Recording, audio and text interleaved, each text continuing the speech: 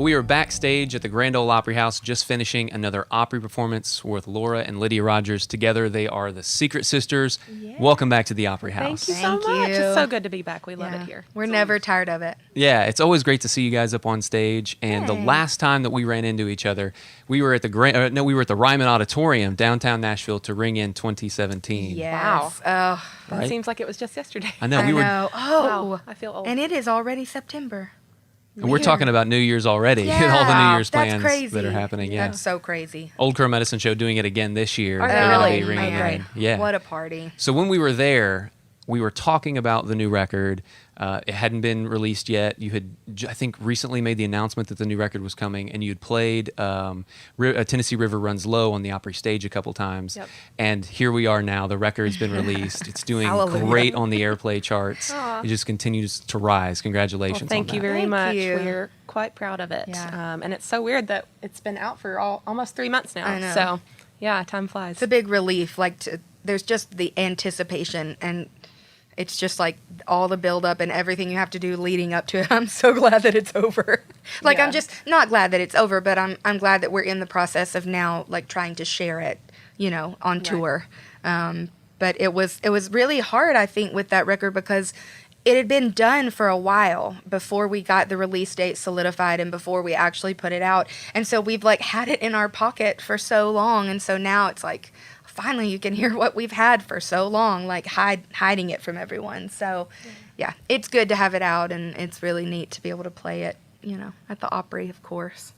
And a great person to be a part of it, to produce it, Brandi Carlile. Yeah. That's right. We had briefly mentioned how you guys had met when we were at the Ryman, but take me back on that story. How did you all get connected? We first met her, I think it was the summer of 2011, and we were on tour with her and Ray LaMontagne. We were the first of 3 acts, and just ever since that tour, she has just kind of taken us under her wing and really been a great mentor for both of us and checked in on us regularly and just kind of been a really good role model for us over the years. And we actually ended up opening 2 shows for her in late 2015, in December of 2015 in Seattle. And we had a few of these newer songs for the record up our sleeves, and so we thought we would try them out at soundcheck. And we played one of the songs, and she was really excited about the song and impressed by it. And she was like, we got to figure a way to, put this into the world. And she ended up producing it. We went into the studio with her about 2 or 3 months after that show. And so the better part of 2016, we were recording the record, and it was just a really great experience. It's very collaborative, and they never felt like they were the producers and we were the artists, and it had to stay that way. It just felt very fluid and natural. So it was great. And the first couple records that you did were recorded in and around either Nashville or Alabama. Nashville and LA, yeah. Yeah, in LA. So going out to Seattle, how was that? Far. That's a long flight. It is a long flight. We went to Seattle probably 5 or 6 times in 2016, which we love it out there. So, we're never unhappy about going up that way. But I think in a way it was really good for us because we are so Southern, almost borderline obnoxious Southerners. And I think that if we had stuck around in our hometown, we might would have made a record that was a little too Southern. But something about going up to Seattle and making this record with these Seattle rock kids, we had some really incredible players who do not play traditional country music, and I think it was the perfect combination because we brought our more traditional components to the stage, and then they brought these really weird kind of more indie sounds and feelings and emotions and vibes to it, and I just feel like it was the best combination of each world, and I think you can hear that. I feel like it comes out a lot on King Cotton. Yes. Oh yeah. Oh yeah. That's a fun that song one. could have been way more country than it was, and they kind of tamed it a little bit. Yeah. And that was a really fun one to do, actually. I remember on that song in particular, we did what was called a party track, where you just gather around the microphone for a track over the song, and you just yell "woo" or yell excited things. Yeah. And I remember Brandi and Tim and Phil all gathered around a mic, and she was holding her daughter, and they were just shuffling around the room. We couldn't hear the song. We just heard them going, woo, every now and then, or yeah.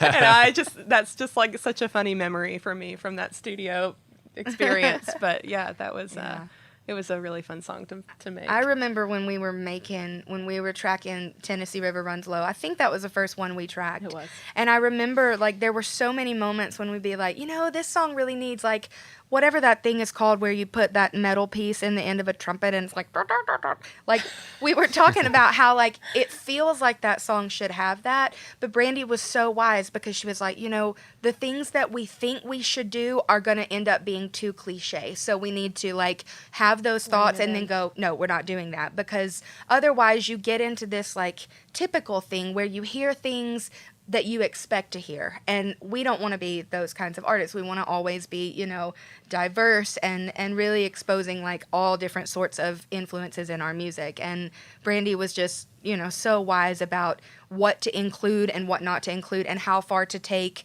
the southernness and the countryness without it being, over the top. So she really helped us remain a little more broad, I think, than we would have been otherwise. So Yeah, it came out great, track to track. Thanks. From We're really beginning to proud end. of it. We really are. We've been spinning Hes Fine. I think Thank everybody Thank you has. for doing It's, that. yeah, Thank you very much.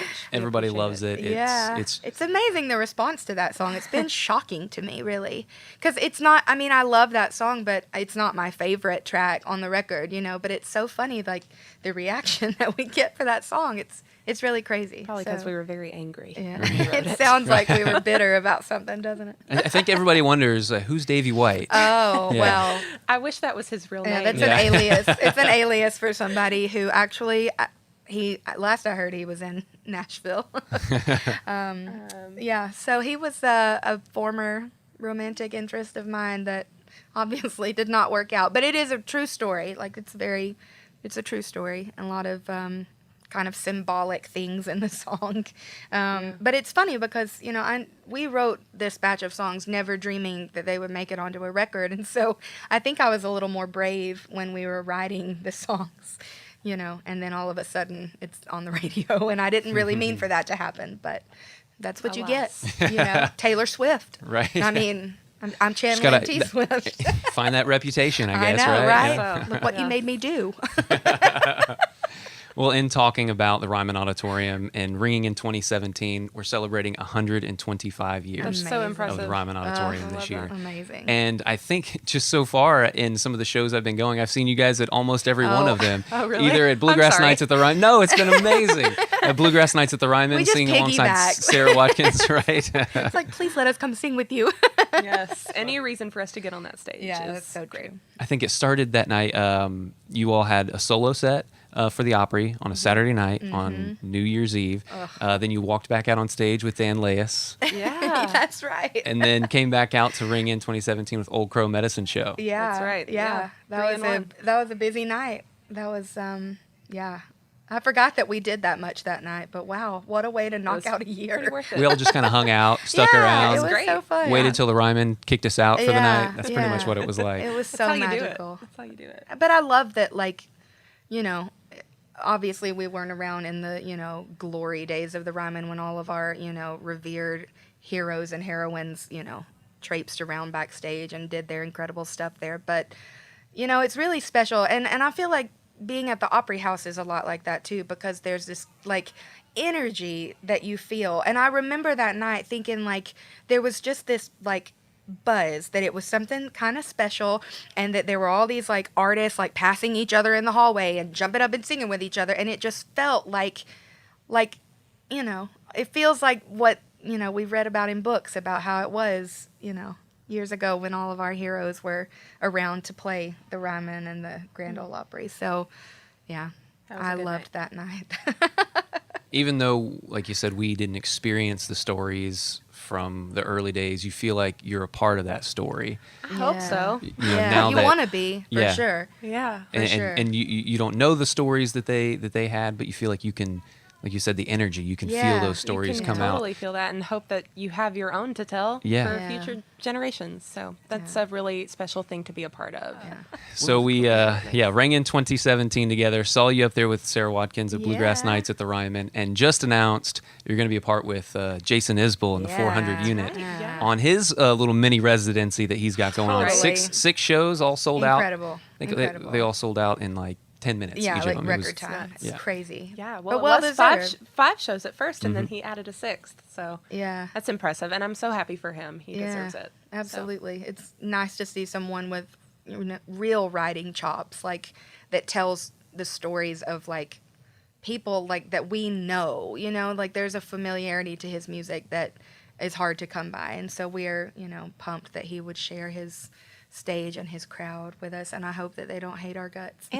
And I read that all his openers are female, which is a cool thing for him to do. And we don't know if that was intentional or not, but either way, it's pretty cool to take some girls out with you and share it with them. So we're really honored for that. That's going to be fun. Jason's oddly enough, we all grew up in the same hometown and went to the same high school. Really? Yes. He was about 10 years older than us, but and he actually once lived in the house that I live in. So no kidding. No, it's true. It's true. And I still get mail.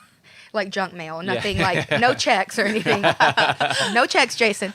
But I was wondering where those royalties went. Oh man, I thought my record was doing better. And I'm just like rolling in money, No, but I still get junk mail for Jason Isbell, and I'm like, well, he's not here, and I just throw it away, which is probably illegal. But if he wants it, I'll start. Just start creating a pile. That's another reason just to or go sell hang it out on with the Jason, internet. right? Yes, that would be great. Yeah, no, but we really respect him, and it's fun to kind of have that hometown connection because it's a tiny little town, and it's It's amazing the talent that comes out of there too. It's weird. We were talking with John Paul White a few weeks ago, and just talking about.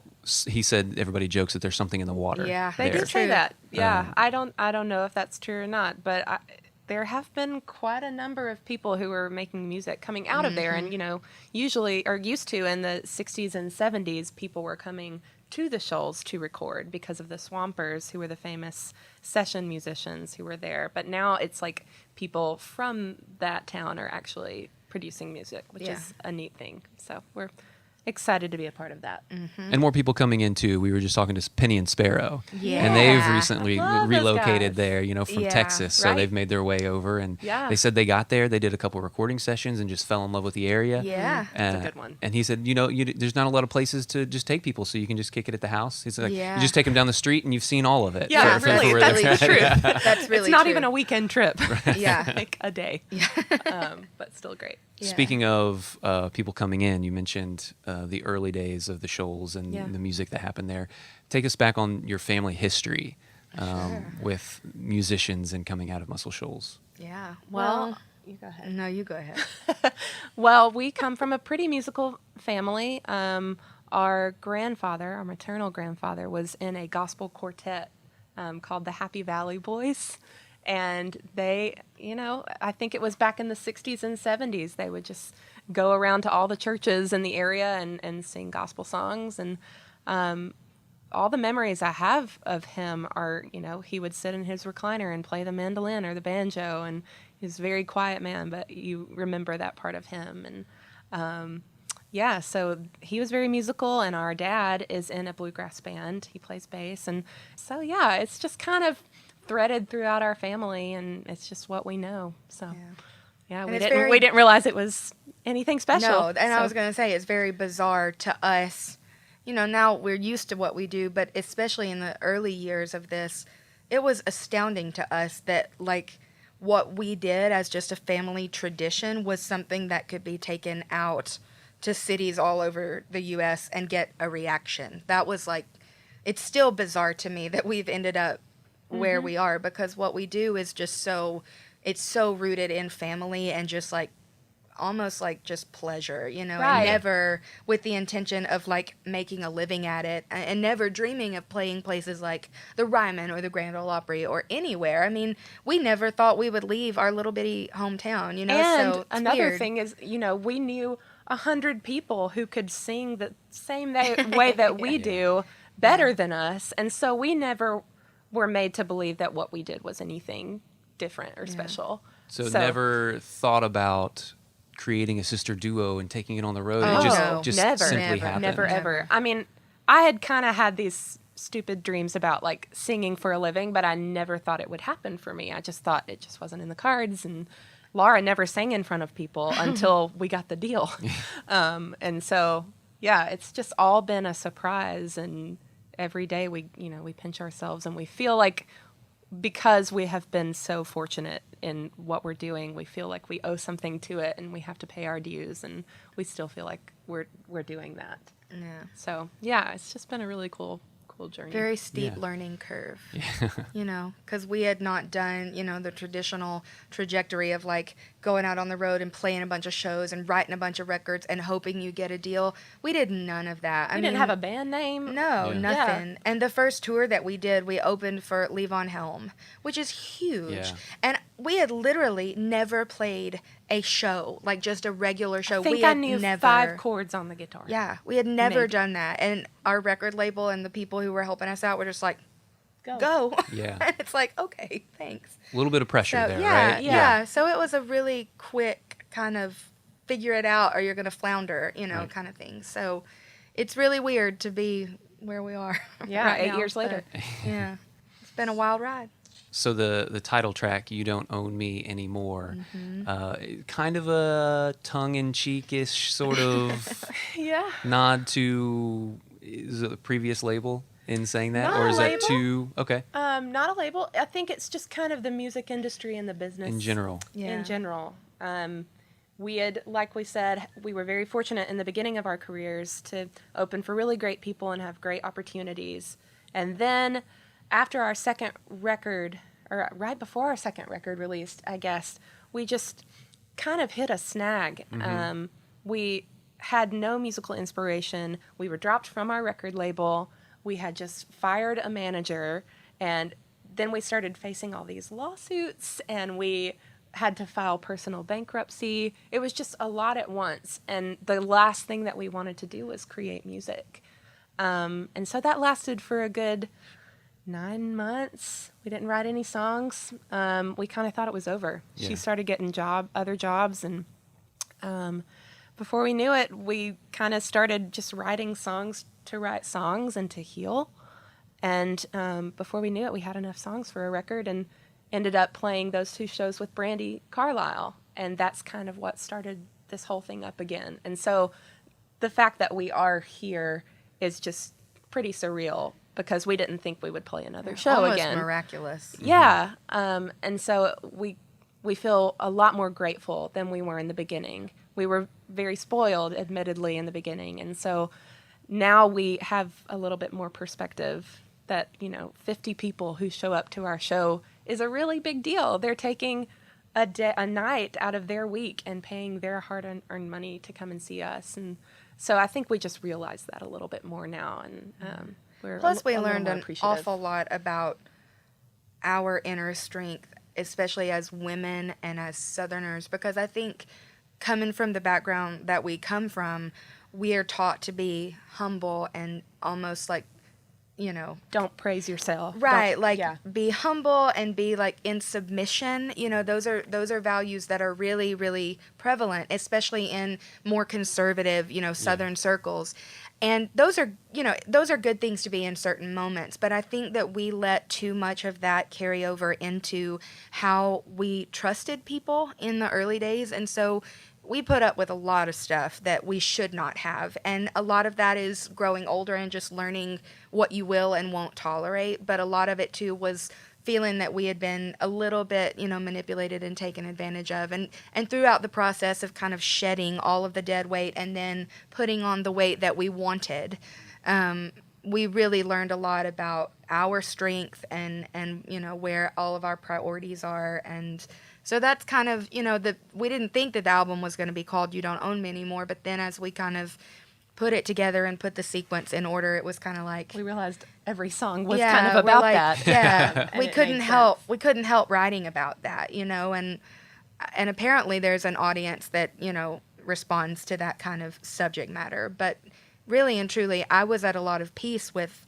our new record, because even before it came out, I knew it had already served its purpose, because it really brought us back to ourselves, and it completely healed us and was the catharsis that we needed to forgive everything that had gone wrong and to just, have a little more faith in ourselves. So, It's quite dark, but we're okay. Yeah. We're okay We now. want everybody to know we're good. Speaking of dark, the song Mississippi. Yeah. Oh, Yeah. that song. That little happy number. You singed it out on you sang it out on the Opry just a little bit ago. You had some backup singers with you, the Opry backup singers. So that good. sounded absolutely great. Well, thank you. Thanks. Yeah. Thank you. That was We are not used to exciting. background singers, No. so that was a nice little treat. Yeah. So, what's the story in that song? Well, on our second record, we had written our very first murder ballad about a town called Iuka, Mississippi. And we had first written the song, and it was inspired by this little town where people would go back in, I guess it was the 20s, 30s, 40s. And it was a place where young couples could go to get married if they were underage, because there was a justice of the peace in that town that would marry them without their parents' consent. And we loved that story.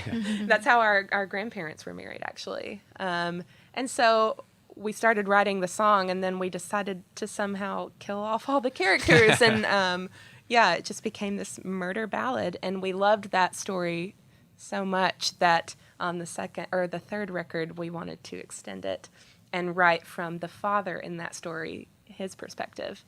And so it's just about his character, and that's one of our favorites to perform. It's been fun, because that kind of songwriting is really new for us, because we write so introspectively about things that we experience personally, and of course we've never experienced a murderous, rageful father before, but it's been fun to kind of be storytellers, and almost like authors. Right, and it's been fun. Some of our best songs have come from when we were sad or angry, and now we're both married, we're older, we're happy. And so I think we're going to have to delve a little bit more into that storytelling and writing from other perspectives to get the good stuff. Yeah. Speaking of some of your songs, Tomorrow Will Be Kinder, a song that you guys put out and was on the Hunger Games soundtrack, and now you guys are helping in the initiative for relief on Hurricane Harvey. Yeah. What's the plan there? What's the story there? And I think you put something out about the poster. Yeah, So, we did a special exclusive poster. That song is, it ended up being on the Hunger Games movie soundtrack, and that was a huge deal for us, especially at the time. Lydia actually wrote the majority of that song by herself, and, that song was actually inspired by the tornadoes that came through Alabama a few years ago, and so many people died and lost their homes, and it was just a really tragic event. And so that song was directly inspired by that. And so it's interesting how, there were these terrible circumstances that we were able to squeeze a song out of. And we've always just felt like that song, like, it never has felt like just ours. Like, it almost feels like it's everybody's song that needs it, and we're just the chosen people to sing it, And so we knew, of course, because of the devastation in Houston and the surrounding areas, that we just felt so helpless. And, yes, we can donate on our own, but what we can donate it's a drop in the bucket. Of course, every little bit helps. So we thought, what do we have in our toolbox that we can use to do, something bigger and have a bigger impact? And that song it really speaks to a lot of people, and we have so many people tell us stories of how that song has been a comfort to them. And so we were like, we got to do a poster with that quote on it. And then, however many we sell, 100% of it, will go to a hurricane relief effort. So it's been really good. We've been overwhelmed by the response, and, everybody who's participated has helped us so much. Like, we couldn't have done it, on this scale by ourselves. So people can get that on the website. Yep, It's that's right. secretsistersband.com/store. Yeah. We'd love to sell 1 billion of them. Yes. 1 billion. Make the world go away and get it all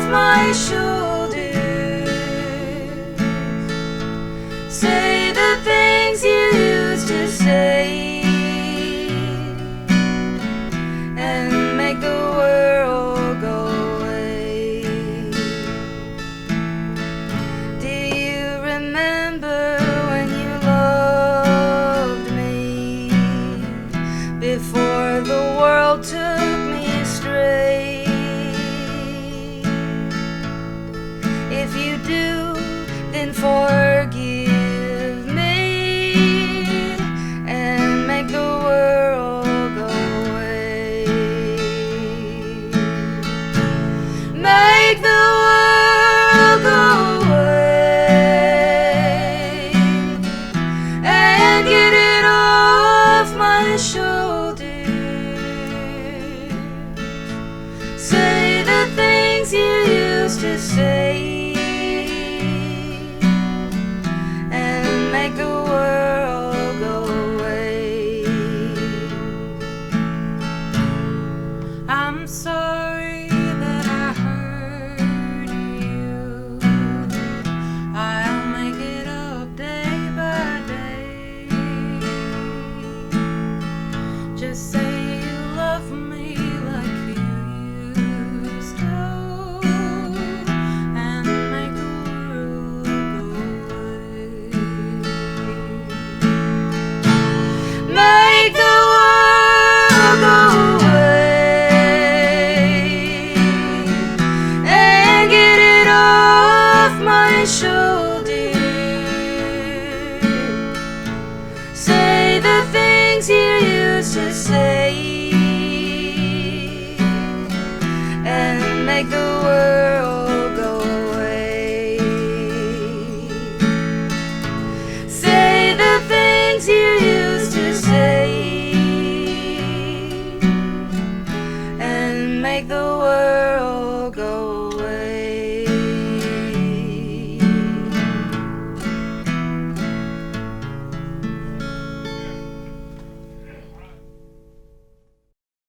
But dee I need your loving. Well, that's alright. Well, that's alright now, mama. Anyway, you do. I'm leaving town, baby.